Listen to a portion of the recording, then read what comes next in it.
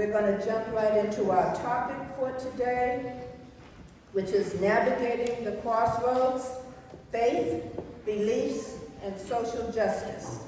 And I'm going to turn things over to Pat, who is the minister of the Unitarian Universalist Fellowship of Lake Norman and a board member. And Pat is going to introduce our moderator.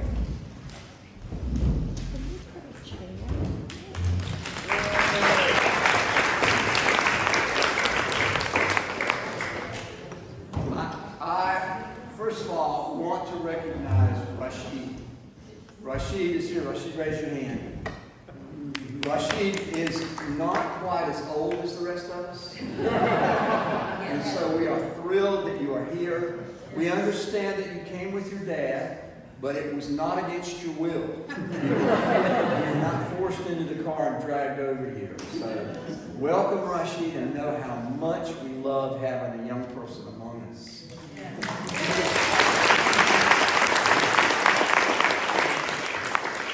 I want to unequivocally and enthusiastically introduce you all to Kim Davidson, the Chief of Police here in Davidson. Yeah.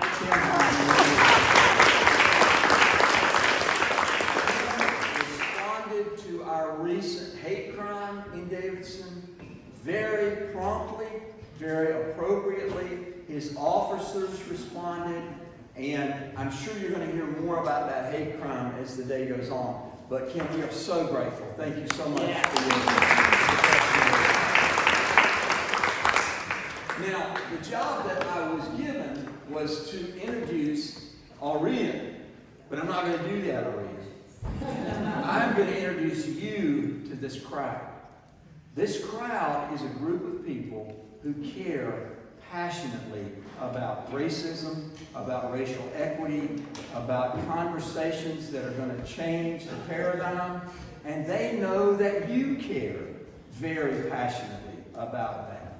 And that's why they're here, and that's why they already love you, and they haven't heard you say a word yet. So thank you so much for being here and agreeing to moderate this discussion today. You are awesome, and you responded to the hate crime as a primary mover and shaker with the local media, with the police department. You are making it happen, baby, and we love you just the way you are.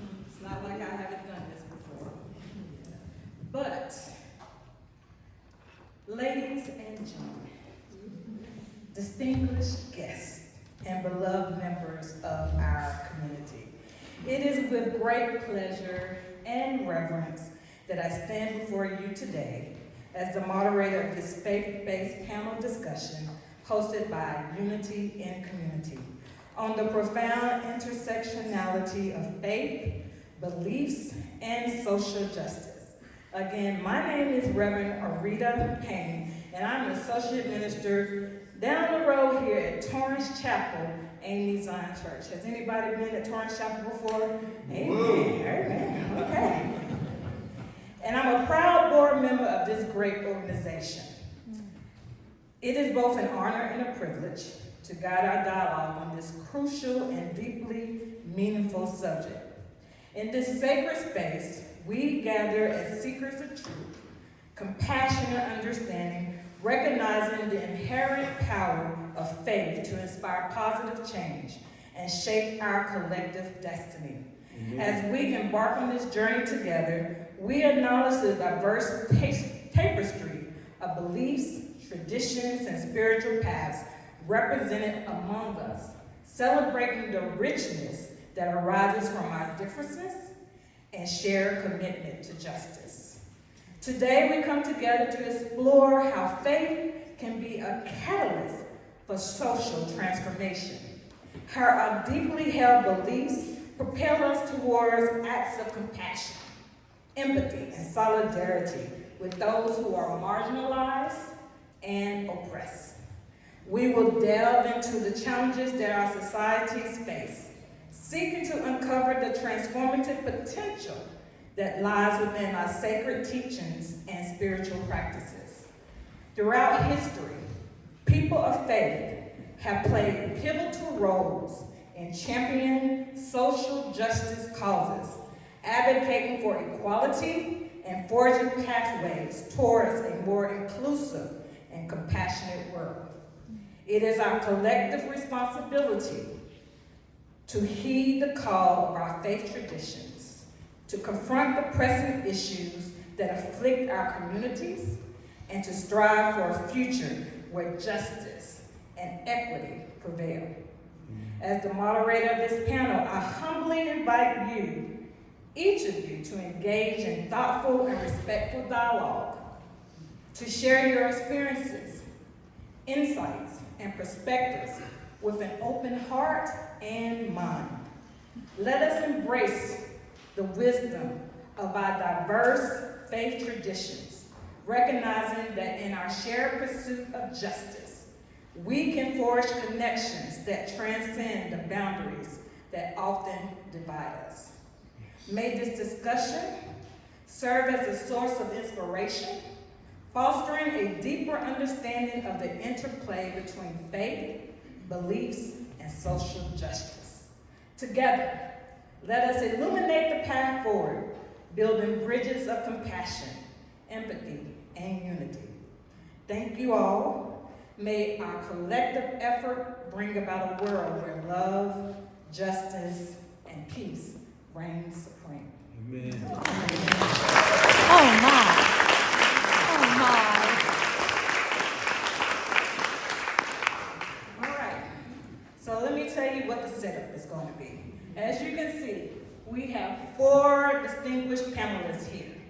We have Rabbi Becca Diamond from Temple called Tikvah. We have Imam John Ederer, Muslim Community Center in Charlotte.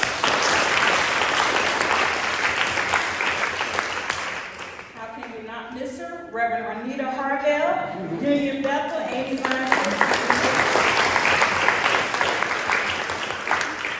And we have Reverend Davidson College Presbyterian Church. So on the tables, you should have found your name tags, their sign-up sheets, because we want to keep in contact with you after this great discussion that we're going to have.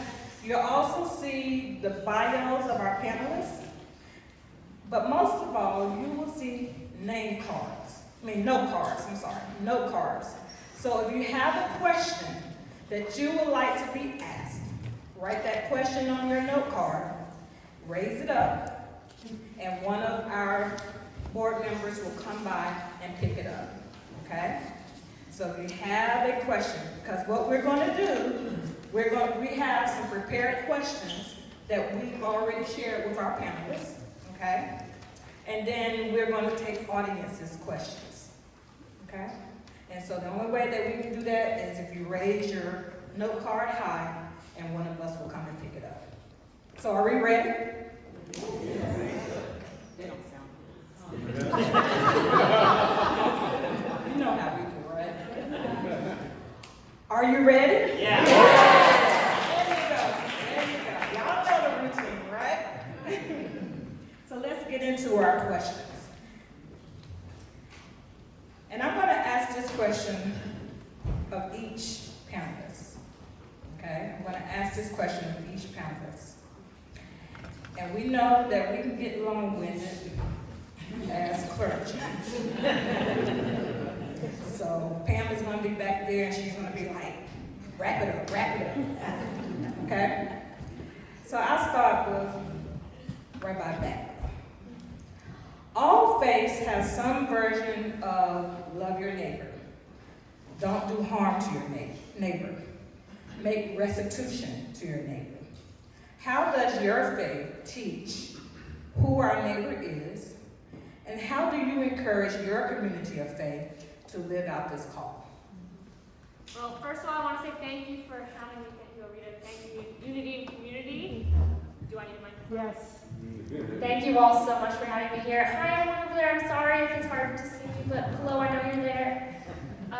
The other one thing I want to say before I answer is I'm learning, like we all are, and if I say something out of ignorance or unknowingly it offends someone or there's a clarification that needs to be made, please come up to me after and tell me because I want to learn.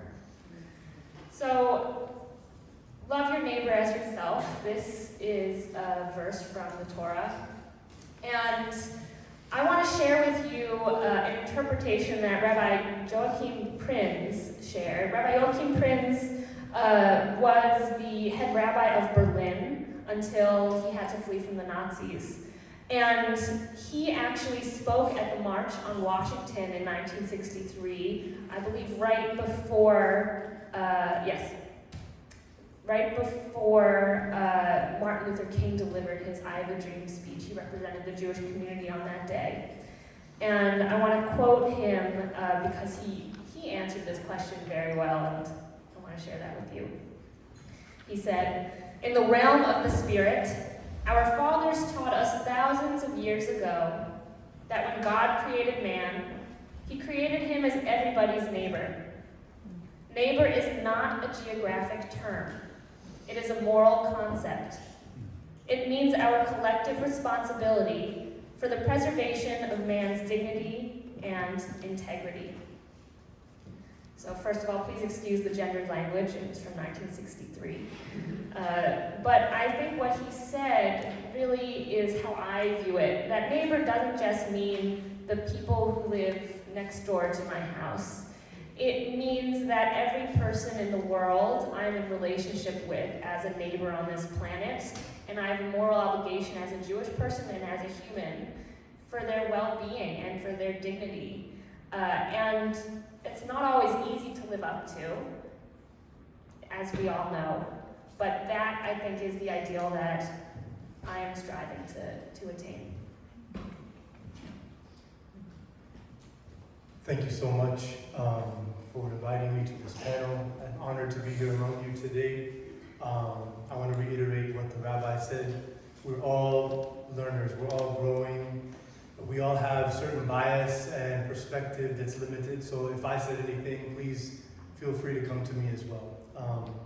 The beginning of each chapter of the Holy Quran says, Bismillahir Rahmanir Rahim, which means in the name of the benevolent, beneficent God.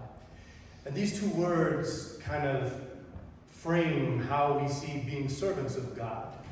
God refers to all humanity as ibadullah, the servants of God. And so benevolence means I care about others. Beneficence means I'm actively serving their needs.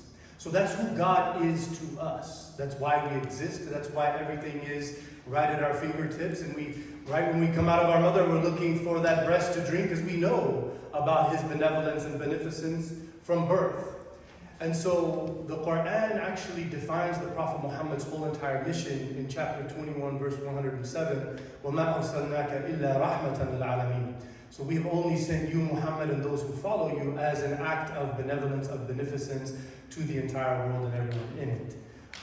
The 49th chapter of the Quran, verse number 13. I'm giving you the reference because you heard all this stuff for 22 years, and I want to help you to see that, unfortunately, CNN and MSNBC and all those at Fox definitely not give us the opportunity to actually say what we really believe.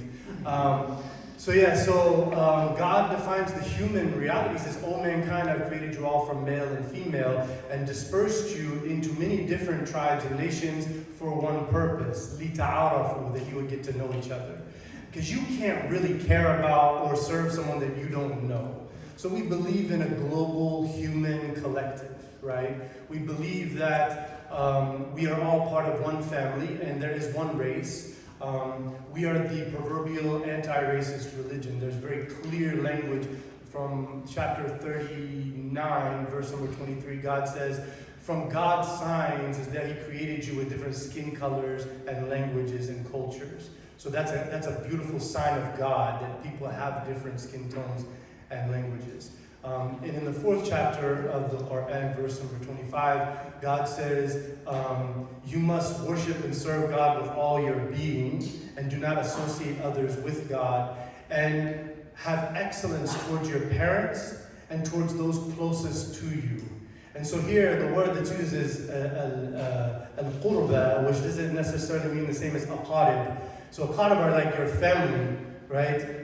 Many scholars took it that way, but other scholars said they actually derived a principle of Islamic character theory or legal theory, sharia, just for your sharia, that al-aqrab awla bil ma'ruf, those who are closest in proximity to you are more deserving of your caring, loving, concern, and service than those who are farther away from you. Because if everybody is caring about their locality, then we will be in great shape as a world community. So that's kind of some ideas that we have in our religion. Thank you.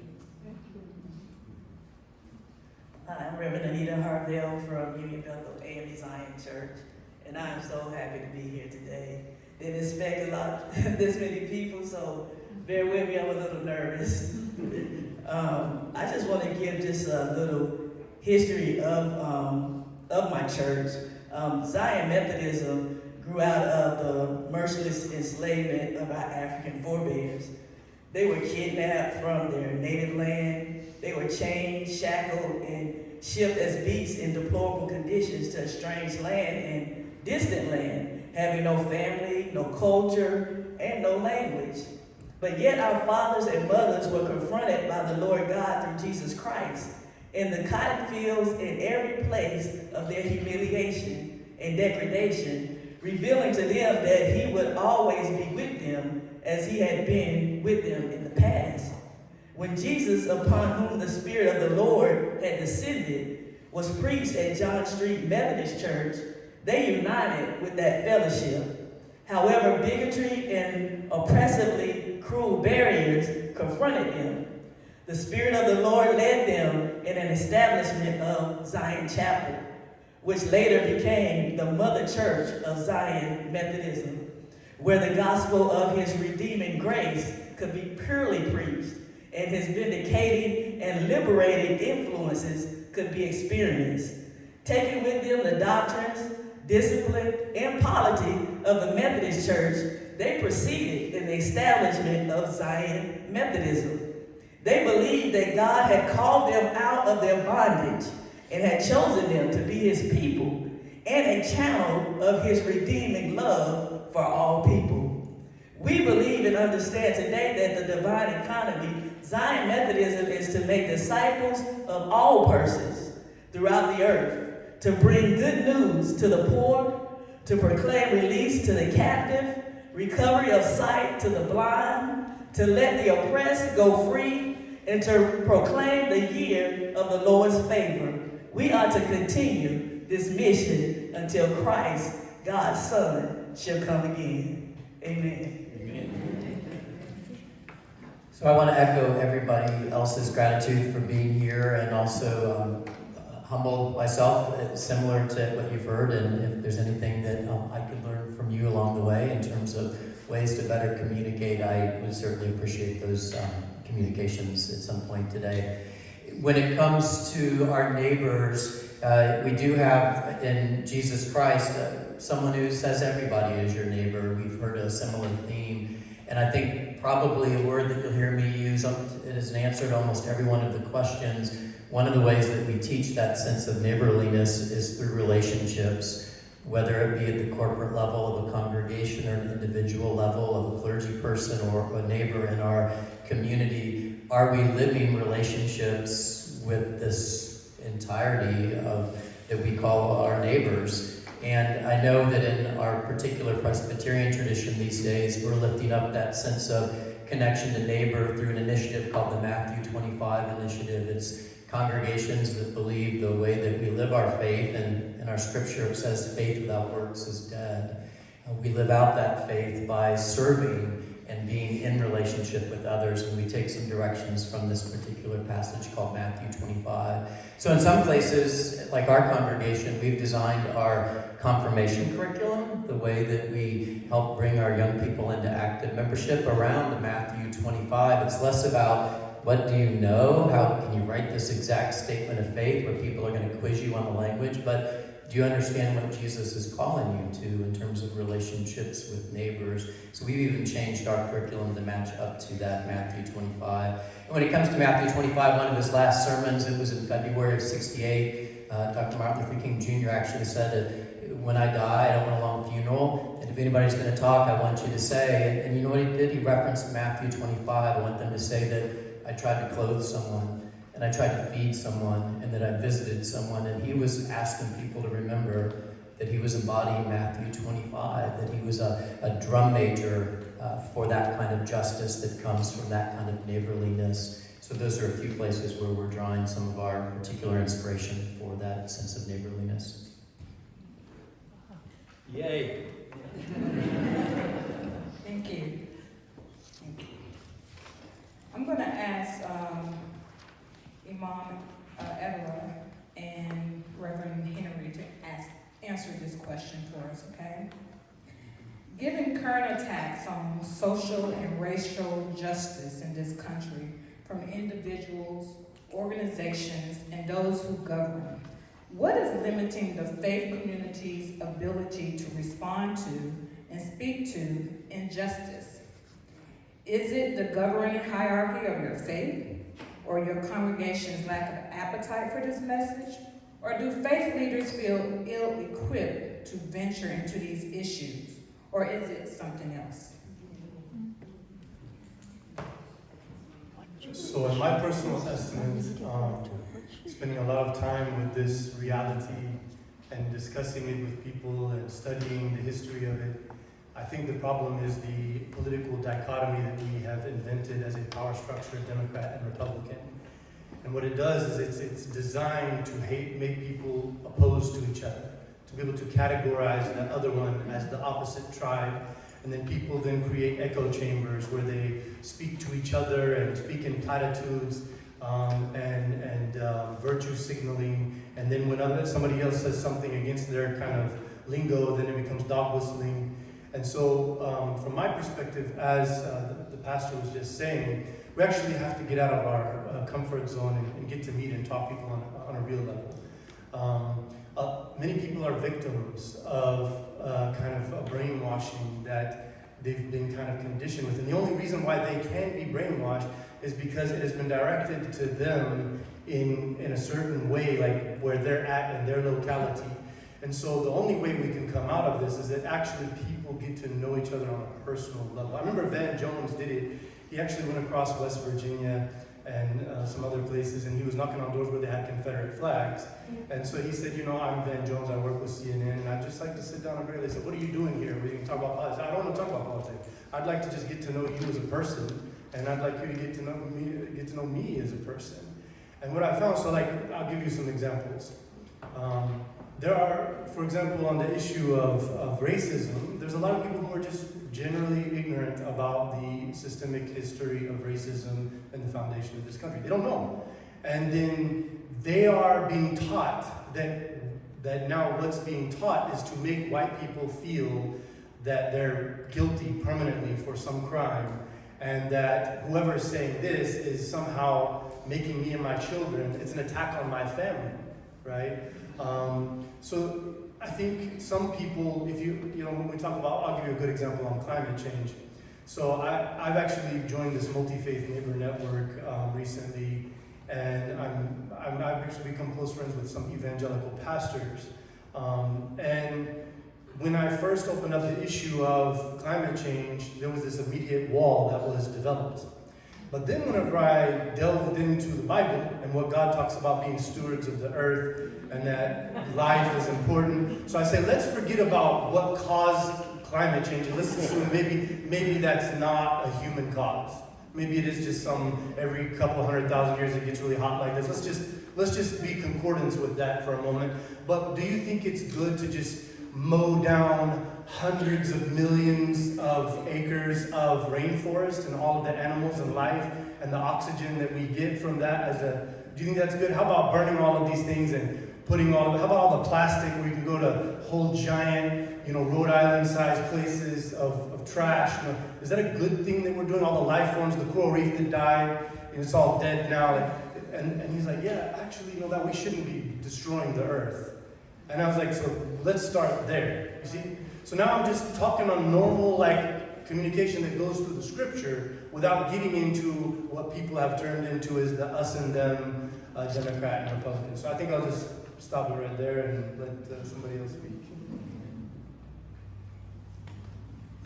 The question in parentheses, is it, yes, it's all of the above when it comes to what limits the ability of faith communities to respond to injustice. I'll throw in a couple of extra little things.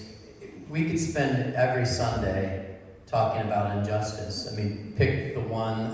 It's our society is replete with instances of injustice, and how speaking to that fits into the entirety of what a community of faith is called to do is an important question, because certainly if it was a steady diet of social justice every Sunday from the pulpit and in your faith formation classes, people would wear out. And sometimes people get it everywhere else, and they want some spaces where they can find some renewal and healing, and that sounds like an awfully privileged thing to say, but it's true that when people come to communities of faith, even if they do want communities of faith to address injustice, they want more than just that in order to feed them to do the work of justice in the world. And I think it's important that faith leaders and faith communities think about how we feed the entirety of the person, not just one particular element.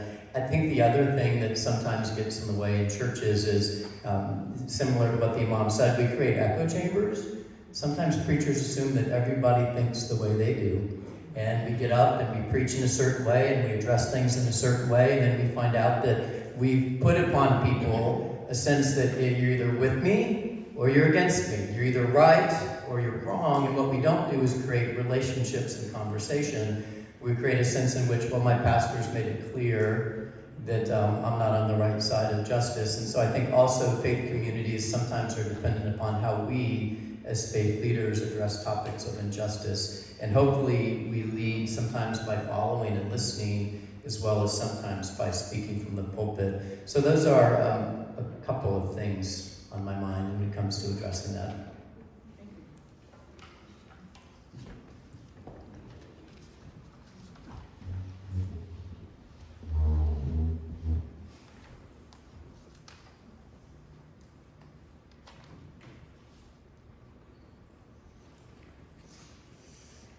I'll ask this question now, and I'll ask it of Rabbi Becca. What interfaith efforts has your faith community encouraged and taken part in? How has it affected or not your dialogue on social justice, racism? So I'll just give you all a little background first about myself and my congregation. So I was ordained just a little over a year ago, and then joined Tikvah right after that. So I've been in this community for just a little over a year. And Tikvah has been around about 18 years in its current form. So it's a relatively new congregation, and most of the people in the congregation are coming from elsewhere, as many in the room I'm sure are, especially I'm from New Jersey, plenty from New York, Connecticut, Chicago. So my community is a lot of people coming from the outside to this community and having to create those relationships and root ourselves. So first of all, I can't answer for what has happened before I got here. I just don't know, and also I know COVID was very difficult and isolating. But since I've gotten here, one of the things that I have tried to do is make connections to other faith groups. So I'm so grateful that, Reverend is your title? Peter's a great way Peter. Reverend Henry or Peter when we got here, invited Rabbi David, my husband, and myself to come and meet the clergy at DCPC. And I'm so glad for the chance to meet the two of you. I haven't met you yet, but one of the things that I'm trying to do as rabbi is to reach out to other clergy and just meet people and learn who they are. Because I think that's one of the biggest barriers for this justice work, is knowing who each other is.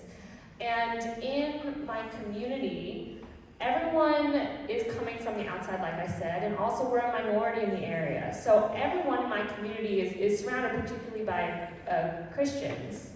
And so my community knows the Christian community very well as their friends, as the people living around them. But we don't yet know each other, I think, as communities coming together.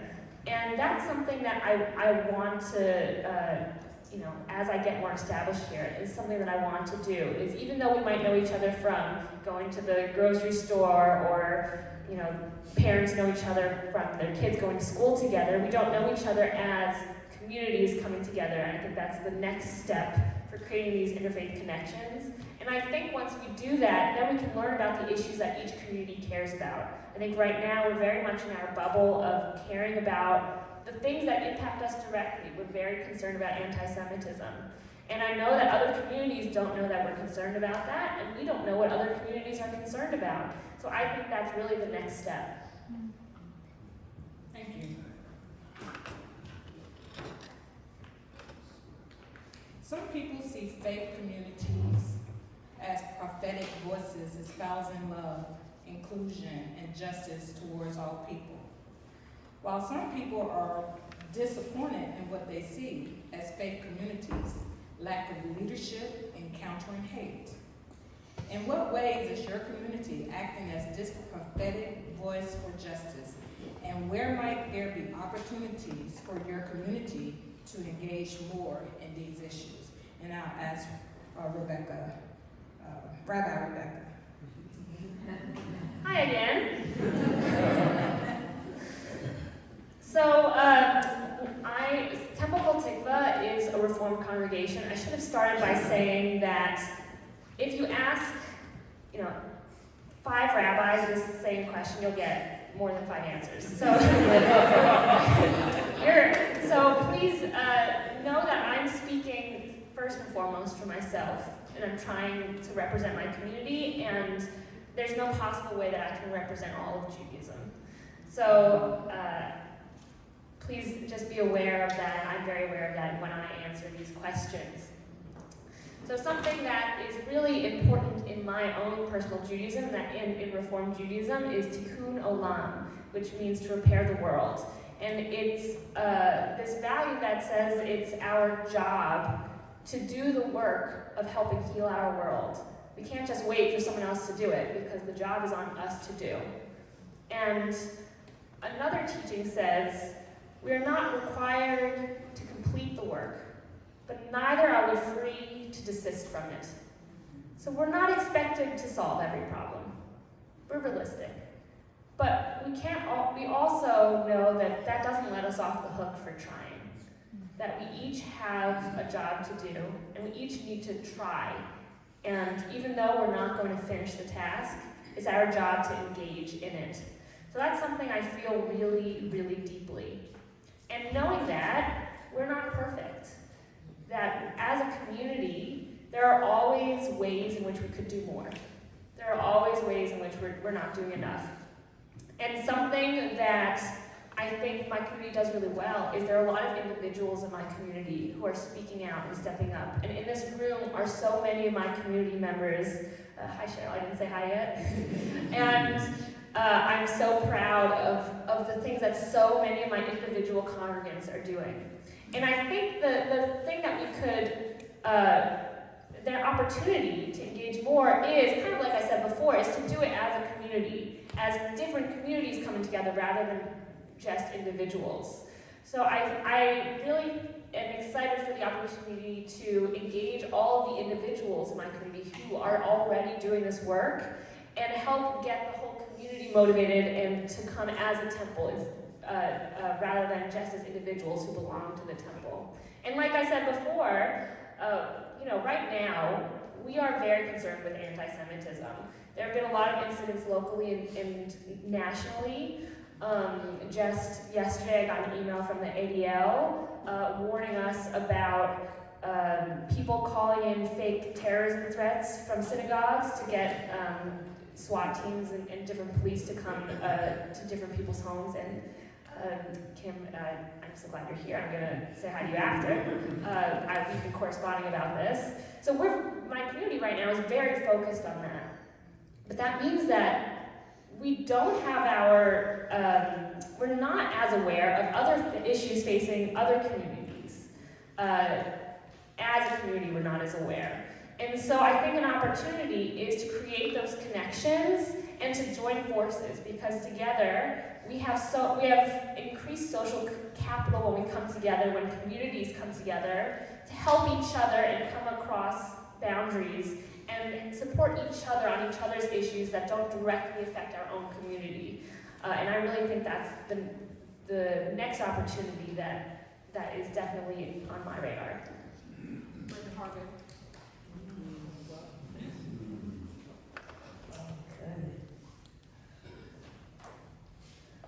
So for my community,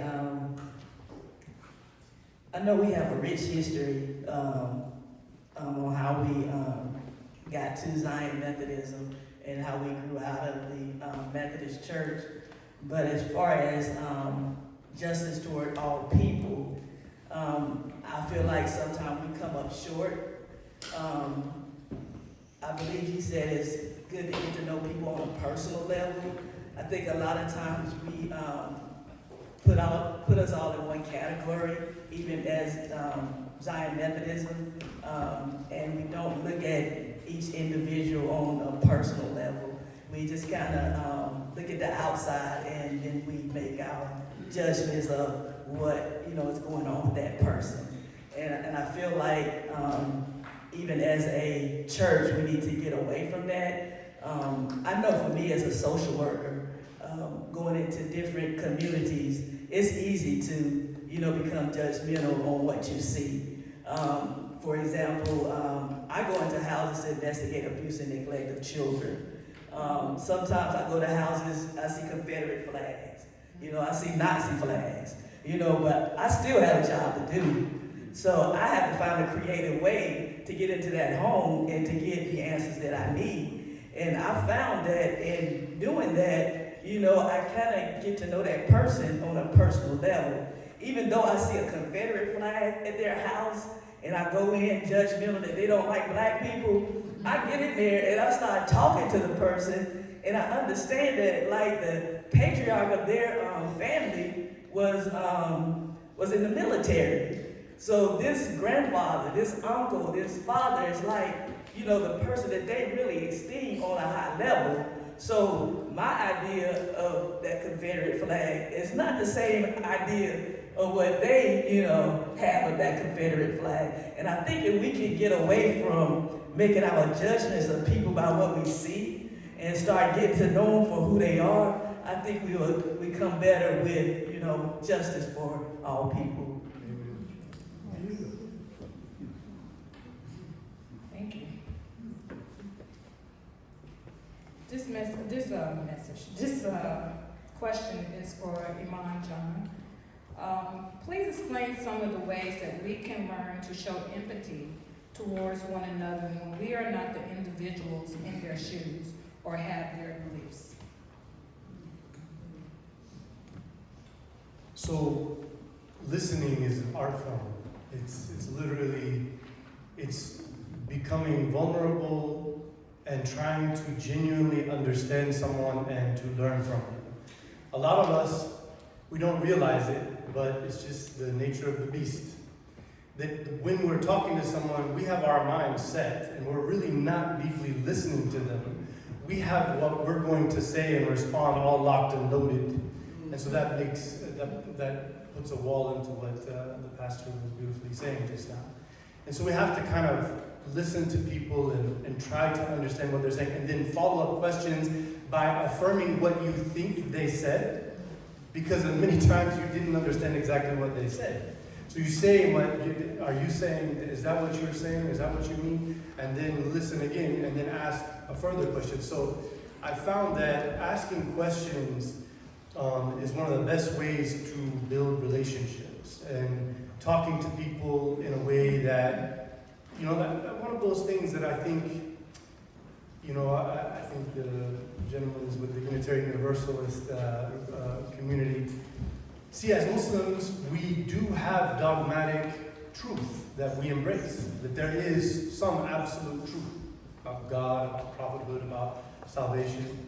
But there is also a large swath of human interpretation. Actually, one of our great theologians, Ibn Taymiyyah, said 85% of the religion is human interpretation, and that's why you find all these differences throughout our history. And so he was affirming that we don't have a hierarchical order. Everyone who's a scholar is respected for their scholarship based upon their teaching, their books they write, the lessons they teach. And when people see that they have mastery, they appreciate that, and they buy their book or they follow them and all of that. So we don't have a notion of being ordained or someone claiming you're holy. For all I know, the person who cleans the bathrooms in my mosque is more holy than me. That's not my business to decide. So I think that level of, maybe, like I've learned a lot from rabbis, from pastors, from atheists about reality, about morals and values. And when we get to that point, because historically religion has always been used, obviously our community is known for this in recent times, to try to create a political authority over things and to try to dominate or control with a way of thinking that they use God and religion is like, see, we have the ultimate authority. So maybe most of us in this room, I would say all of us in this room, hopefully, don't think with that kind of extreme, but we are tainted. It's the human reality. We're a tribal people, and understanding that Satan or Iblis is calling to selfishness, self-absorption, selfish desire, individualism. This is the devil's work in our understanding. And so to be a godly person is to be part of the collective, the oneness of God, the oneness of His way, what we started talking about in the beginning, the golden rule, and then the oneness of people, humanity. So I think if we can try to really develop that, because I'm still working at it, I may be preaching it right now, but I'm not a master of it. It's just what we've learned is the best way, and God knows best.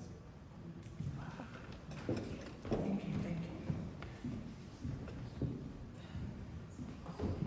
Just know I may not be able to answer every question. I do appreciate you guys sending the questions up, some good questions. Thank you so much for participating. I'm going to ask this Reverend Henry, since we kind of had a little brief discussion about the Methodist Church. This question says, how would you respond to someone who believes that religion has a deep history of control and manipulation, and who believes that very little has changed?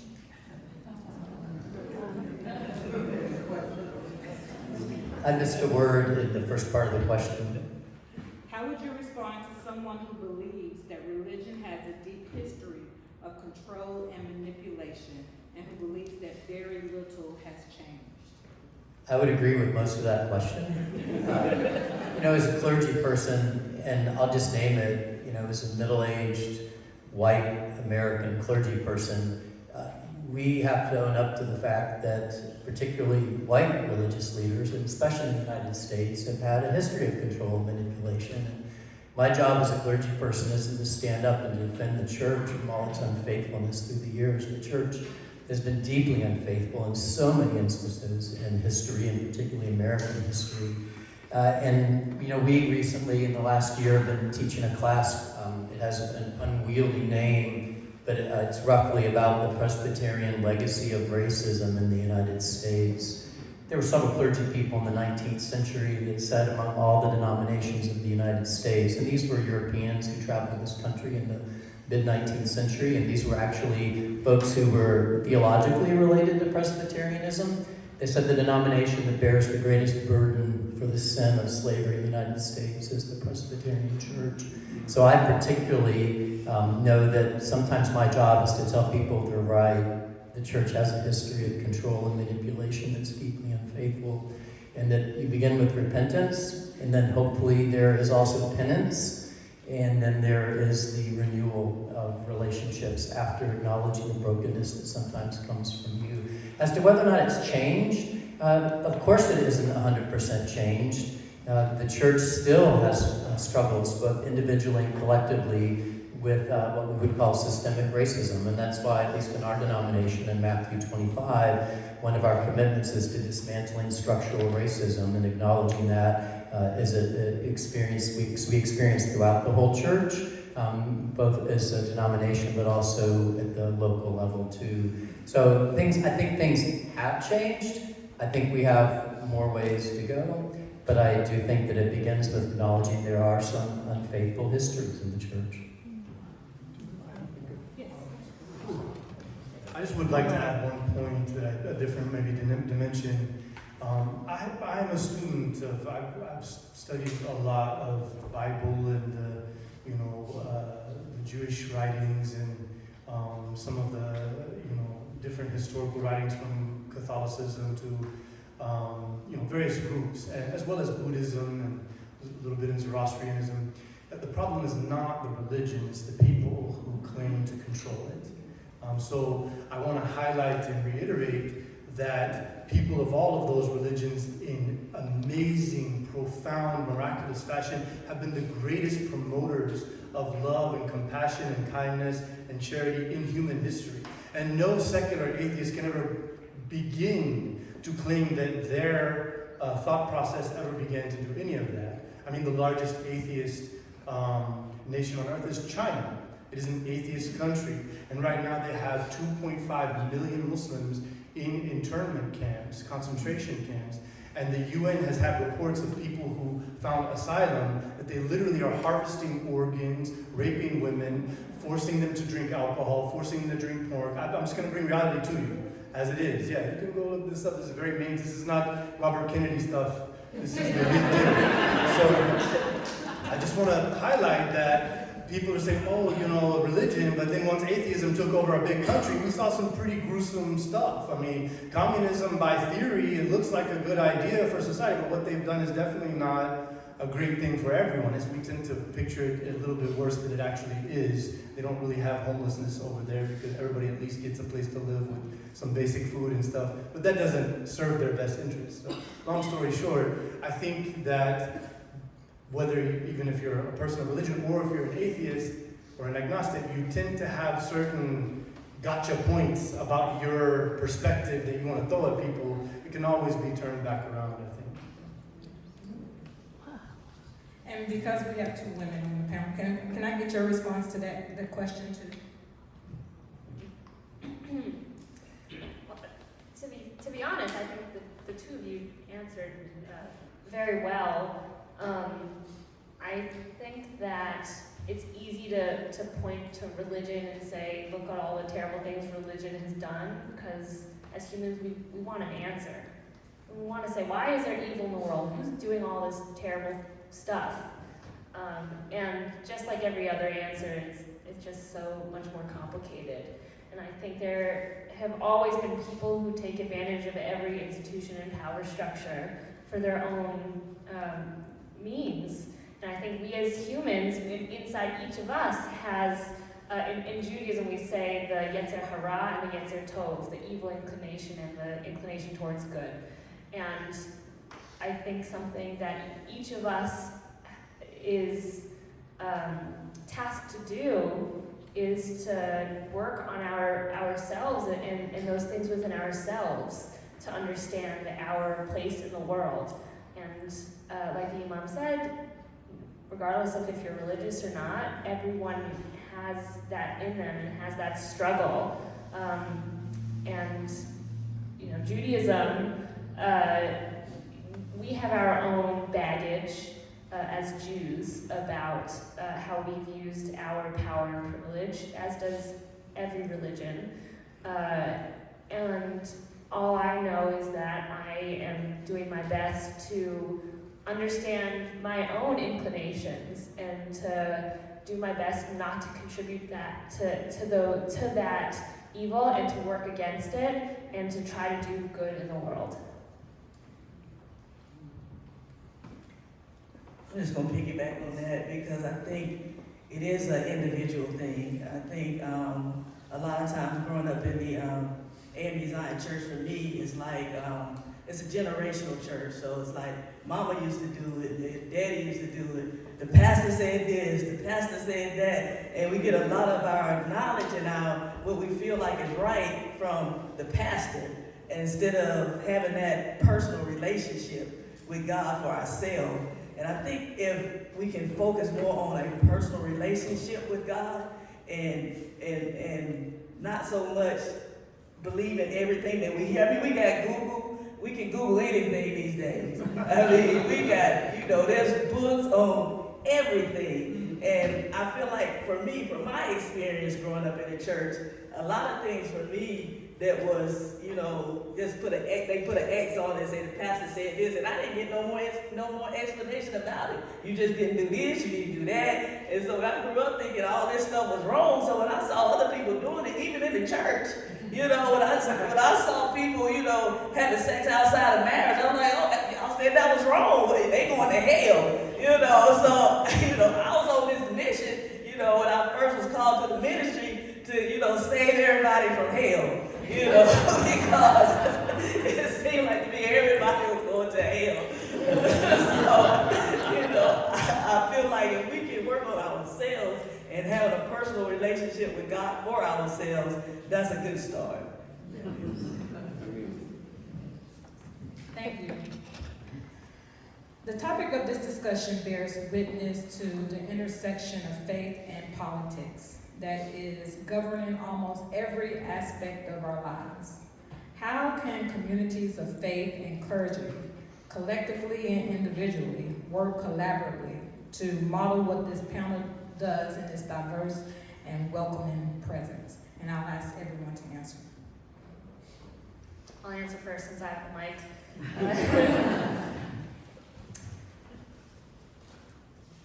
I hate to sound like a broken record, but my answer to this, as it has been to so many of these other questions, is to get to know each other.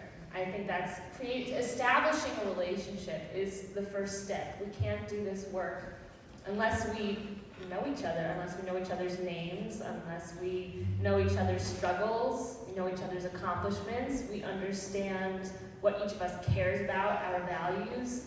That work is so important to then be able to then do the work of repairing our world, to do this work of justice. And it is so hard. We're taught to be scared of each other and to not talk to strangers. That's the very first thing, we're taught. And we never forget that. And there are very few places, opportunities for us to actually come together and talk about meaningful things without yelling at each other, trying to convince each other of something. So once again, like the Imam had said in the beginning, listening is a very important thing. You did say that, right? Yes.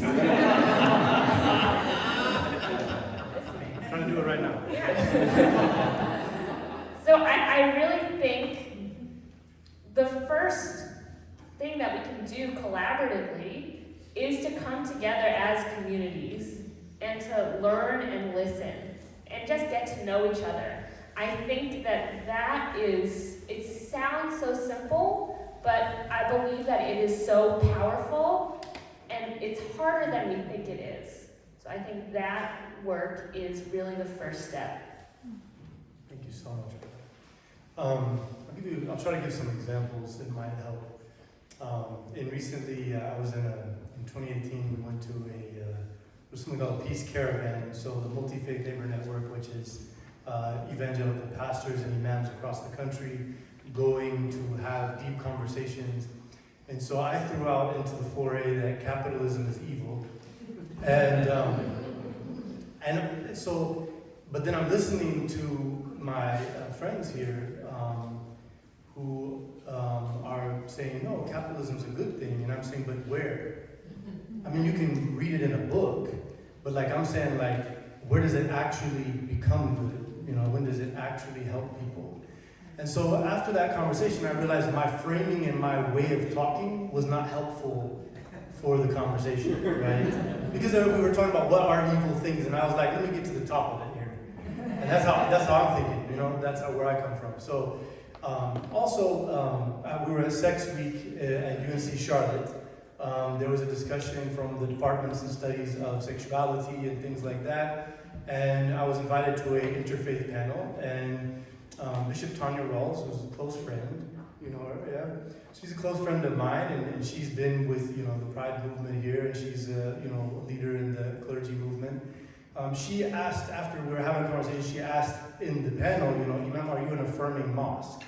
And I said, affirming what? And she said, you know, affirming people's homosexual identity. And I said, well, Tanya, the mosque is a spiritual place. And to my knowledge, spiritual is the opposite of material and physical. So we really don't go to the mosque to talk about our sexual lives. That's not what we're there for. That's not how we operate. And so she was like, well, you know, like if somebody is gay, say they don't want to come to the mosque and talk about that, but you affirm that that's normal. And I said, well, you know, we do have a scriptural conviction that that is a sinful behavior, but the person is not necessarily evil unless they act on that behavior.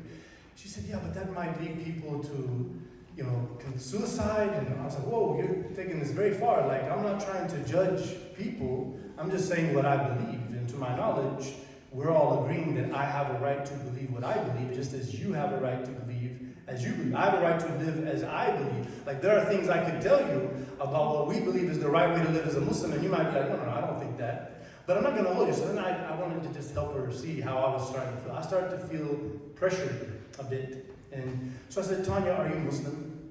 She said, no, but I respect Islam and Muslims. And I said, okay, but then why are you calling my prophet a liar? And she said, no, I'm not calling him a liar. I said, no. If you're a Muslim, then you believe Muhammad was telling a lie, that he's a messenger of God. And that's very offensive to me. Because whenever I was 18, I was sitting in a jail cell, having gotten kicked out of 3 high schools and had all kinds of problems in my life. And when I found Islam and learned about this prophet, peace and blessings be upon him, my life was drastically changed in 3 years. And I became such a better person. And for you to mock and humiliate my prophet by saying he's a liar. She said, look, I'm not caught. I said, either he was telling the truth and he's the messenger of God, at which time you did become Muslim. You might need to change some things about your lifestyle at that point. Or we can learn how to not put each other in this situation where I'm pressuring you to agree with things that I believe are very important. I don't want a world like that. And so I'll give you another example on that. But so yeah, she actually came to me and she said, you know, Mom, in my mind I was being protective, but now I saw I was kind of being aggressive with you. And I just thought that, you know, you have to think in a certain way in order to be welcoming somebody. I said, we have people in our community that struggle with these desires. They personally, as Muslims, don't want to follow those, and they live that lifestyle. That's how they want to be, because they're Muslim. Others decide that's not how I want to live. Other religions have different interpretations about this issue, and they have all the right in the world to believe and live as they want. And so in Baltimore, I'm getting a little bit long-winded here, but in Baltimore, Maryland, recently there was a big turmoil, and I'm not sure if the news media came to you, but basically what happened was some 5th, 6th grade students came home to their Muslim and Ethiopian Christian immigrant family, and basically there was some curriculum talking about homosexual behaviors and things like that. And they were having this book. And so this Muslim family who knows and is friends with this Christian Orthodox Ethiopian family, because the Muslims are from Somalia, which are neighbors to Ethiopia. So because of that, they're friends because they have an African connection, but they're interfaith connection. So as they talked about it, they felt uncomfortable, and then they started talking to other parents, and then they brought the books. And so this became a discussion among many parents, and then other people, interestingly enough, the way the media has projected is like some hardline Trumpist evangelicals came and said, yeah, Muslims, you need to start believing this way, and here's your agenda. Actually, those people tagged on in the end, but I think what was done was showing these people how you should properly deal with this if you're truly an honest broker in this discussion. You don't throw out hate slogans and disrespect human beings who have every right to live. But if you yourself don't want your children to be exposed to whatever in a school, your tax money, which pays for that school, has a right for you to say, I want my child either to not have that in the curriculum, or I will take them out of that class and put them in somewhere else. So they had a big discussion, and they made basically a simple request. They said, when those discussions are being had, or when that curriculum, we would like to have our children out on that day. And so you can discuss that among yourselves. Whoever else wants to listen to that, they're free to do so. But the school is saying, no, this is, if you're pulling out, then this is disrespecting people. And so what's happening now is there's a condition for your being accepted in our community, for you to accept certain beliefs and values and practices that you don't agree with. And what's interesting is it's starting to become like what we see as conservatism is this kind of forceful, like abortion is murder, right? And you cannot believe abortion is anything other than that, right? And others are like, no, we see it differently. We have different beliefs about that. Doctors and human beings, they have different. But so now it's like, if you feel that way, you're not a true liberal. You see, it's almost like the same kind of thing that's starting to happen with this. And so I think it's important for us to be able to listen to people where they're at, and we need to teach people that if your mission is to come here and hate on people who have different values than you, then you're not welcome in this discussion, and that's why we have security. But if you're here to have a legitimate discussion on values, everybody has a right to believe and live how this is the United States, the First Amendment. So I think this is, my personal perspective on this. A little bit of a heavy comment. Wow. I forgot the question.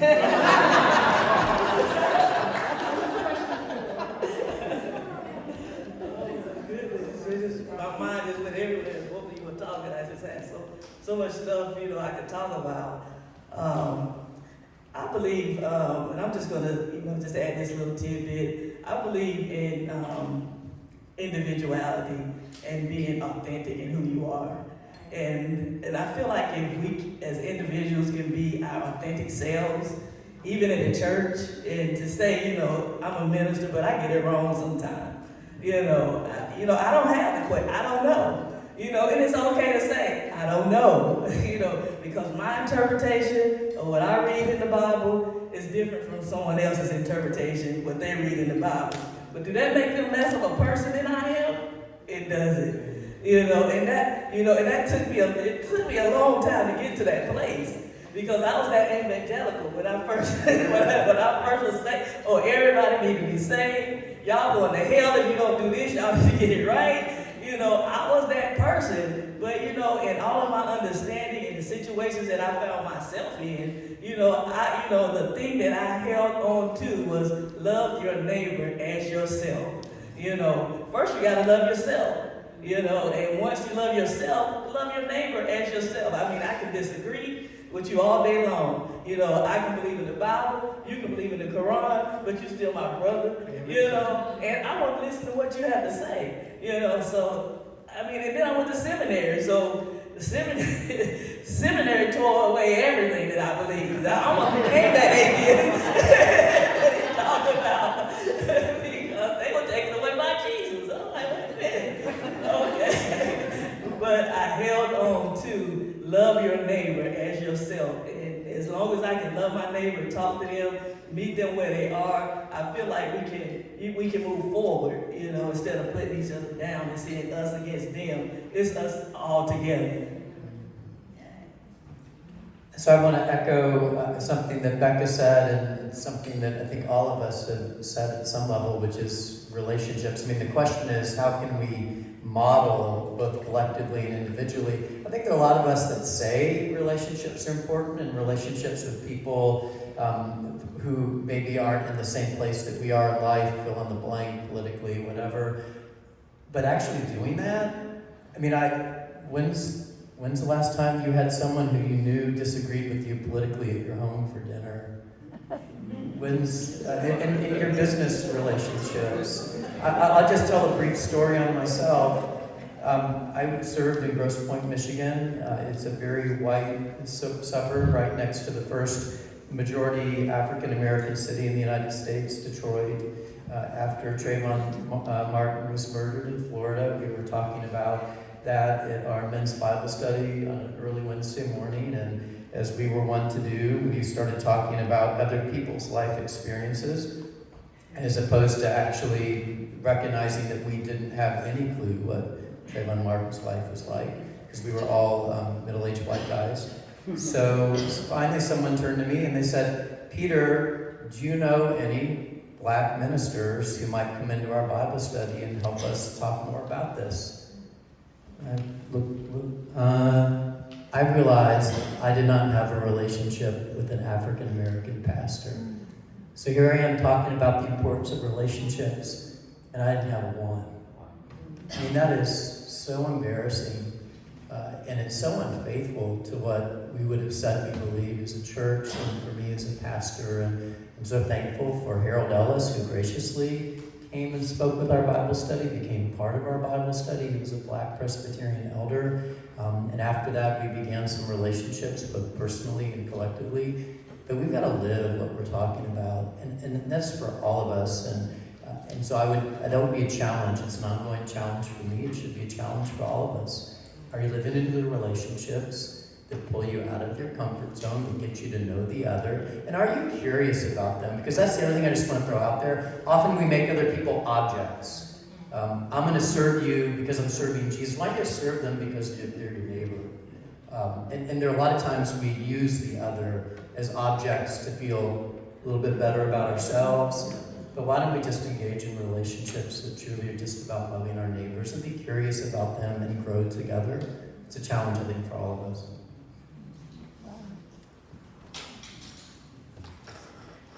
Can I get an amen on that?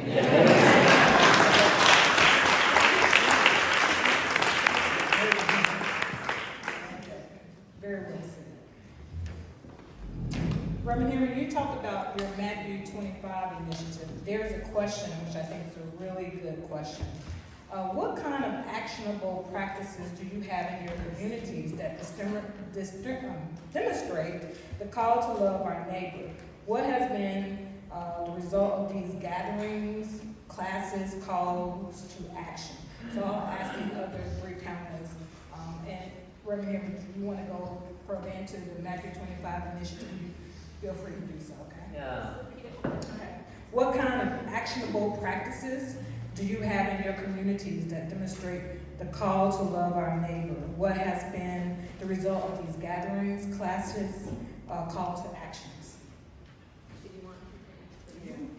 That's fine. If you want to expound the word Matthew 25 So the Matthew 25 initiative has three foci. They are to dismantle structural racism, to eradicate systemic poverty, and to initiate congregational vitality. The last one sounds awfully self-serving, so I'll focus on the first two instead.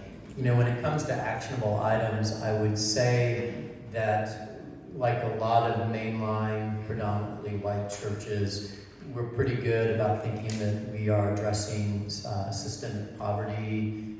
We are involved in things like advocacy. So right now we're part of an offering of letters to write to legislators to pass a farm bill that renews some of the commitments to food justice that we have in the United States. And so we've got some things that try and address it at a systemic level as well as a local level. Our congregation members are involved in a variety of ministries that are aimed towards serving our poor neighbors. I would say, like a lot of mainline white churches, we are still fumbling around to figure out what does it mean to participate in dismantling structural racism.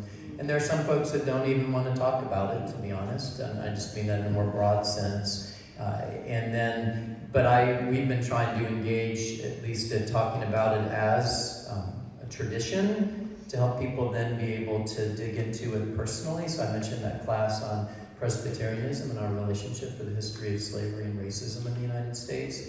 And it was a wonderful moment to hear some of our members begin to share some of their own personal family stories, and then asking the question, what am I called to do in light of what I know about my family or about my church? And what to do is a question that all those individuals have to answer, but we as a group need to answer. Davidson College Presbyterian Church was part of the Southern Presbyterian Church, which was created during the Civil War. Southern Presbyterian Church stood for the continuation of slavery. And we have benefited in many ways from being a large white church in this area. We still have ongoing questions to ask about our participation in structural racism in this area, as well as in the Presbyterian church generally. So we are, frankly, not very far in answering that question for us as an institution, but hopefully that's something that's going to gain more traction. I don't think I answered the question very well, and I apologize. You don't have to answer if you What's the question? What actionable practices do you have in your community that demonstrate the call to love our neighbor? What has been the result of these gatherings, classes, or call to action? I think in loving our neighbor, we do a lot of outreach as far as like helping those that are in need. I know recently we've given out like food boxes to those that are in need. But I will say we could be doing more. I think we didn't get that right. We hadn't quite got that right yet. And I'm just being authentic and transparent. I feel like we do a lot for our own community, but I feel like that we need to do more about reaching out to other communities that don't look like us. A couple of things that we did. We received a grant from Islamic Circle of North America, sent us 250 frozen turkeys back in 2019. And so we decided, instead of just looking for people who are necessarily poor, we just sent a group of Muslims to go to all of our neighbors in the community that are not Muslim, and just to say, here is a turkey, Thanksgiving is next week, and so we're your Muslim neighbors, and here is a turkey. And so you're free to come anytime you want to our mosque, and we found a lot of amazingly welcoming responses. Then just before COVID I guess it was starting elsewhere in February of 2020, we had an event where we invited people to a barbecue. So we went to the local neighbors, the apartment complexes, and we had about 70, 80 neighbors come out of 300 people invited to just eat and mingle with Muslim people. And we feel like that was very helpful as well. I think these type of things, I think instead of getting in the HOA for just like, okay, like, can we lower our dues, or can we stop that militant person from attacking me over my lack of perfection of a yard or whatever, that we should do it actually to build relationships in the community, which I think is what it should be. So I think these type of things, community events, would be very helpful, because then we'll learn about things from people that, like she was saying, like learn about what other people are concerned with, things that they're their hopes and dreams and their experience in the community. So this past year, I did a class for my congregants based on my rabbinical school thesis, which was called, it was about how Jews responded to and reacted to lynching and race riots in the Jim Crow era. And there were so many of my congregants who came to the class, and Cheryl and Jim Simpson invited Michael to come, which was really nice. And I learned a lot about unity and community from that, because many of the congregants who are in this room right now attended the class and educated me, and I hadn't known about this group before. And so one of the action steps from that class was me being here, which I'm very grateful for. And then another, and really in that class was really, I was sharing a lot of my research, uncovering the difficult relationship between the American Jewish community and the African American community in the United States, which has had a long and rocky relationship at times. And that class really, I think, made a lot of people reflect on their own relationship with our African American neighbors. So our congregation is mostly by far white. We do have some members of color, some people of color in our congregation, but it's by far white, especially of Eastern European descent.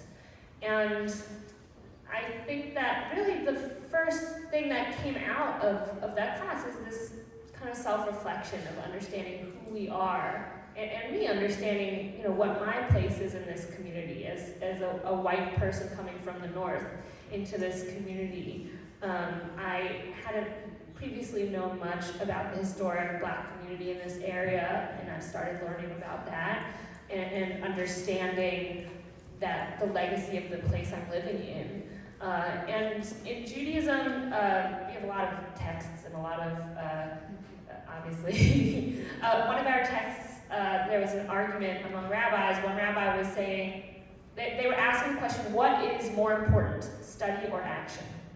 And one rabbi was saying, study and learning, that's the most important thing. And one rabbi was saying, action and doing things in the world is the most important thing. And then a third rabbi came in. By the way, this conversation happened this text is 1,500 years old. And then the third rabbi, Rabbi Tikvah, said, study is greater because it leads to action. And I think that the thing that I'm trying to do, and that I learned from leading this class, is that the study and the learning is so important because it leads to us doing the work of justice and leading to us self-reflecting and then meeting our neighbors and doing all this stuff in the world. So both parts of the equation are important. So our community is going to continue to learn and to continue to study and continue to make relationships, and that's going to lead us to being part of these conversations and this justice work. Well, if I can make a shameless plug here, Unity and Community is a great place to study, learn, and put yourself into action.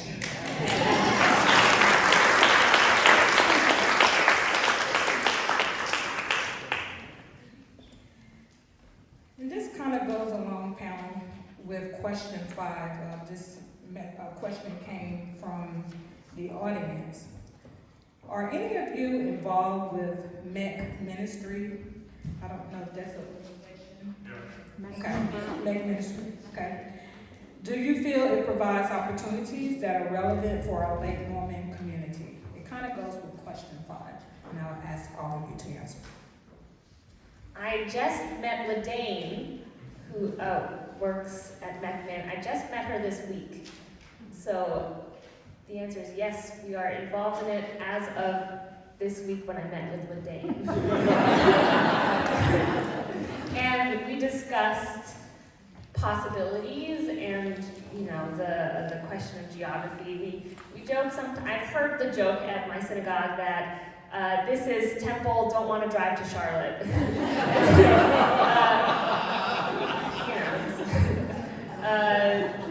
And there's some truth. There's traffic on 77. So the question is, how do we overcome these, you know, the geography, the issue of geography of where we are in Lake Norman? And that's something that I talked to LaDane about. It's a real question, and I'm not quite sure where it's going to go, but the conversation has started. So yeah, I was the president of MECMIN for the last 4 years. I just finished my term in January. The history of MECMIN has gone up and down with all kind of things. One of the things is that we changed in 2018 before I became president. Dr. Rodney Sadler was the president at that time, and he suggested, because we have a Sikh person, so they don't call themselves Sikh, they call themselves Sikh, and that's how they want to be called. So the Sikh religion representative is there, we have the Baha'i religion representative there, and we have a Buddhist woman that was involved. So they feel that ministries maybe is Christocentric, because Mecklenburg Ministries was formed by Christian ecumenical people. It was all, you know, Christian back in 1987 when we started it. But over time, Jewish and Muslim and others got involved. So we changed MECMIN, instead of being a abbreviation for ministries, it became Metropolitan Interfaith Network, MIN. So that's a new development. When I left, my legacy, I want to believe, was that Ledane and the people on our board felt like instead of just doing programs and events, we need to be more into what we've been talking about here all day. So I think that Ledane's interaction with Rabbi will probably be followed up with, I'd like to come visit you, I'd like to, communicate to you what it means to be a member of congregation and talk to other people in there. She's been doing that, and so I think there was an event I'm not going to get into back, was it 2014, 2015, that kind of created a big turmoil within the organization. I wasn't involved at that time. I'll just, save myself from that. But yeah, it created, there was about 12 some odd congregations that left. And so I think whenever I started, we had about 27. When I left, we had about 44. And so at one point it was 120 congregations. So yeah, there was a lot of, I can remember when I came to Charlotte in 2010, Maria Hamlin was a beast. She came to the mosque, Imam, what can we do? How can we get you involved? I got all these churches, they don't know anything about Islam. Islamophobia is everywhere. Let's just get you scheduled from now. It was like that. She was hands-on, right? So Ledane is an amazing, dedicated person. She has like 25, 30 years of experience with North American Baptist Service Organization that she was organizing for many years. So she's done a lot of course, she came in literally October of 2019. So then COVID hits and we're like, that deflated all the things that I was trying to encourage everybody to get involved in. Over time we've been doing some things. So I would say my expectation, hope, that in this area there will be some movement and hopefully new members of the board that can reflect how to bring programming and connection over here. But I think events and programs that shine the light on faith in terms of real lived lives and connectivity rather than just simply informative. You can go we can pass out a pamphlet for Wikipedia is a well-known thing, so I think that's kind of the direction God was best. I've never heard of Meg Ministries, and I'm glad y'all brought it to my attention because I'm interested. But I don't know anything about Meg Ministries. And to answer the specific question, I know that one of our associate pastors, Robert Alexander, who's our pastor for missions and outreach, is involved directly with MECMEN, and it's also some of our members. One of the important conversations, at least for I think many of us in our tradition, is pastors aren't the only, and frankly, we aren't the primary manifestation of our community of faith. It's our members. And so it's really important for us that our members be involved in things like MECMEN or fill in the blank organization. And I know we definitely have some members who are part of MECMEN and active in terms of its ministries. I do want to say one thing when it comes to that. You kind of liken this to question 5, which is how do we get out beyond our walls? I will say for someone who is a leader of a community of faith, I think we in some ways embody what is an element of a lot of our lives. We are really busy. And for a lot of us, we get busy. We're pretty certain that we know what we need to be doing, and we get pretty set in our patterns of doing things. And some of the things that we're talking about today involve us to be less busy about certain things and be more intentional about others. I can't speak for you, but for me and for my community of faith, being intentional about ending certain kinds of busyness and engaging in what we would say is the more important business, which is relationships, is an ongoing struggle. And again, can't speak for you all, but especially post-COVID, the long list of things they don't teach you in seminary gets longer. And so now I'm also, by the way, an online ministry producer. I've got to be able to use video software as well as be able to utilize Zoom and organize and administrate more things that keeps me even busier. And so I'll just say guilty as charged. I need to figure out what my list is busy, but not as life-giving and as beneficial as the relationship building that I as a leader and we as a community of faith are called to. And I think for any of us to get out beyond those walls, that's part of question 5. That's one of our challenges. I have a follow-up question from the audience. can the faith community put on a joint community fellowship so we can be in relation with everybody? VP, I'm so sorry.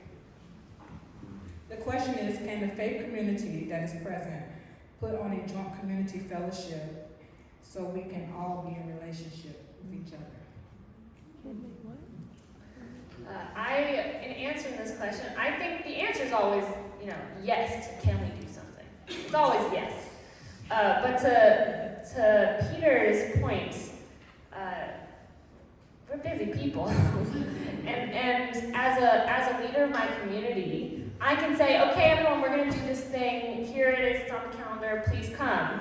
But if there's not community support, if there's not lay leaders who are willing to step up and help organize it and bring their people to it, it's not gonna work. So creating some kind of interfaith dialogue and relationships among different communities, it takes not just the clergy members to say, yeah, we would like to do it, but also, like Peter said, our members, our congregants, to be able to have the time, the energy, and see this as a priority to step up and to help us organize this and come together. So the answer is always yes. Can we do this program? Yes. Can we be part of this group? Yes. The answer is always yes. But the question is, who in my community can I ask to actually be the leader to bring everyone along? And that's, I think, a constant challenge for us as clergy. We're working with all you wonderful people who are volunteers and lay people. And I think one of my challenges is to help my congregants see this as a priority and something that is worth spending our time on. Yeah, I mean, obviously, I feel like Meckman has great things to offer, but it is really closer to the Mecklenburg area. Even there's the majority of the congregations are around Uptown and that area around there. So I would actually encourage here in Davidson and the surrounding area, Lake Norman, to just try to get 10 congregations together and then meet and then find those passionate people within your community that would like to do something local.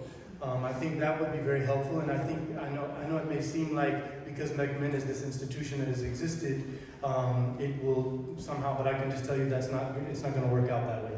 Okay, I think you'd be probably better off considering what she talked about, that you're a little bit farther out, just starting something local and getting people invested, not feeling like you have to live up to some other things, expectations. You can create your own comfort zone. Do not tell Lading I said this. I'm just so. Well, I'm not a pastor, so I don't have a congregation, and so I have a little more time than everybody else. I'm at a good place on my job where my job is not taking the majority of my time. So, I offer myself to help facilitate whatever, needs to happen.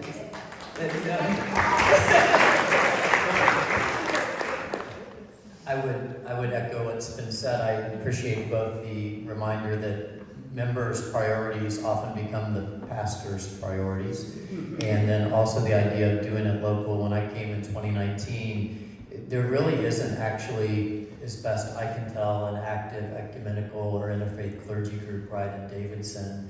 Sometimes these things are just a matter of the personalities involved. Sometimes pastors like to be in charge and don't like to be a follower. Egos are in the clergy too.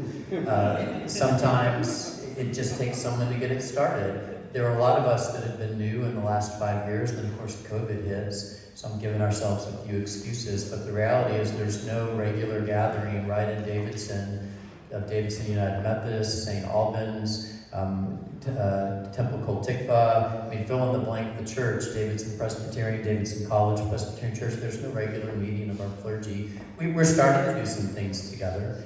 But again, sometimes member priorities become our priorities. I remember we were doing something on marriage in a former congregation, and one of my church members kept saying, I can't get the pastor of such and such church to call back. We've got this great speaker. It's going to be awesome.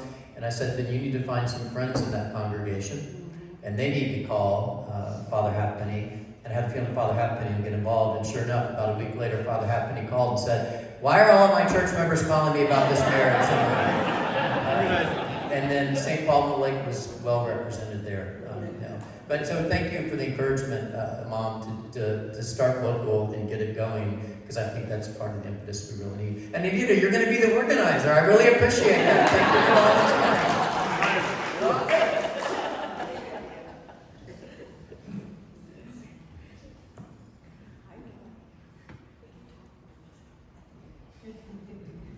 I just wanted to say that there's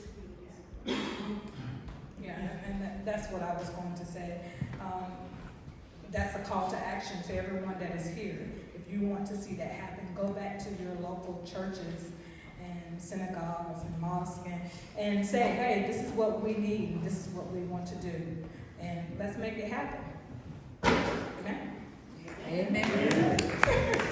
So we're going to close, but I just want to give the panelists a final whatever final thoughts that they may want to give, encouragement, inspiration, motivation to the audience here on loving your neighbor and how they can go out and be the voice of the community on social justice while still believing what they believe.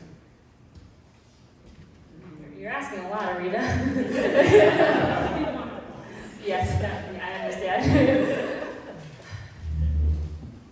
My final thought is that, I have a title and I'm sitting up here with a microphone, but I'm a human being, as we all are in this room, and I just want to meet you all. I want to get to know you, learn your name, hear where you're from, grab coffee, that's the first step in getting to know each other. And I want you to do that for each other. That's my hope, is that when you walk into a room, our first instinct is to go up and look and scan the room for the people we know and go up to those people. And my hope for all of us is that we learn to look around the room and say, you know what, I don't know that person. I'm going to go up and introduce myself. So I believe that's the first step, and that's what I'm going to leave you all with. I just want to reiterate my thanks and appreciation for you all having this event and being part of it.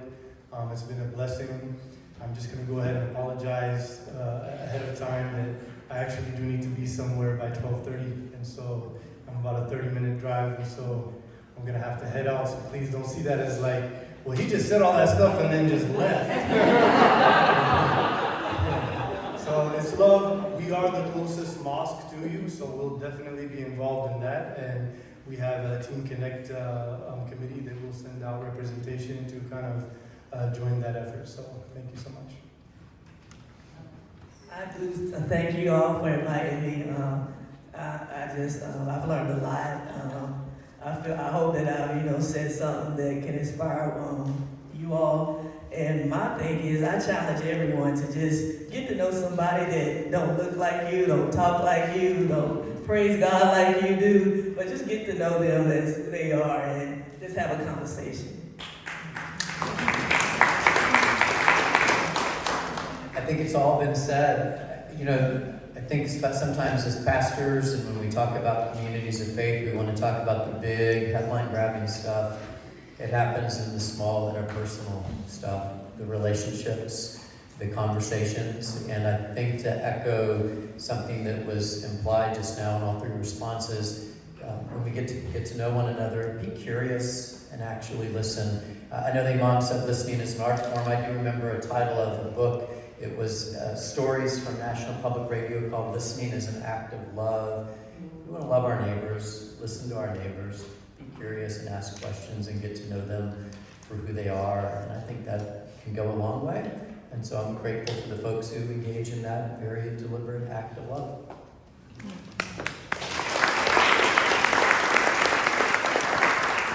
Thank you all. Are there any other clergy in the building? Any other clergy?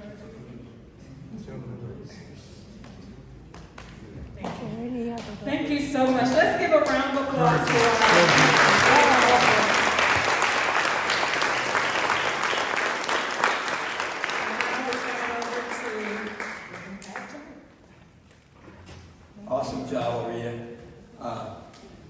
deference to Peter having said that it's all been said, I'm going to say some things. First of all, I want to really echo what Aurrita said about what unity in community is. We are about study resulting in action, and action coming out of study.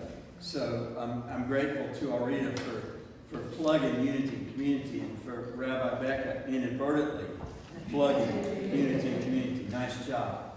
Also, with deference to the Imam and to Ladane, do not be part of McMinn. Because if you are, you're going to have to do stuff. Our congregation has been involved with Trans Women of Charlotte and Reverend Sonia Lee because of McMinn. Reverend Lee has spoken, I think, 3 times to our congregation. She does a beautiful job. She's fabulous. Our relationship is ongoing. We have also been involved with the Barefoot Mile, which is taking place September 9th at Wingate Park, starting at 10 o'clock in the morning. Expect to see all of you there. This is it's raising public awareness of human trafficking. And Charlotte is the 8th worst city in America for human trafficking. The intersection of our interstate highways and the presence of our airport facilitate human trafficking. And this is not somebody else's problem. I also want to talk about the hate crime for just a second, because nobody else did.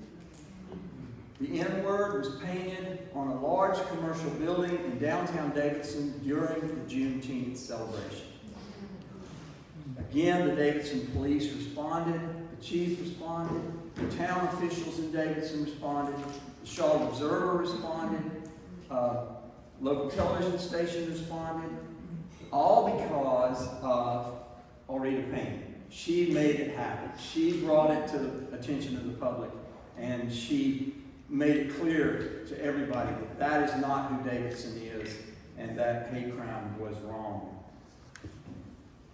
I'm so glad that Peter mentioned the Farm Bill. It's very important that it passes. If you have any kind of relationship with your congressperson or with your U.S. Senator, please let them know that we support the Farm Bill. Unity in Community is involved in trying to get the Confederate monument down in Cornelius. It was erected by racists who regularly use the N-word.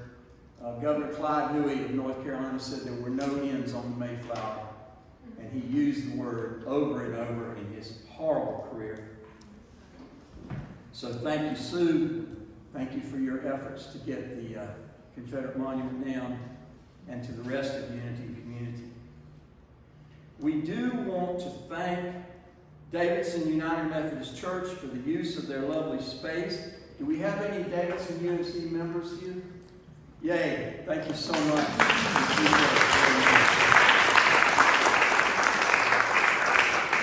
want to thank David Learns and Cornelius today for helping us spread the word about our large group meeting. And most of all, we want to thank all of you for coming out today, especially Rashid. You're the man.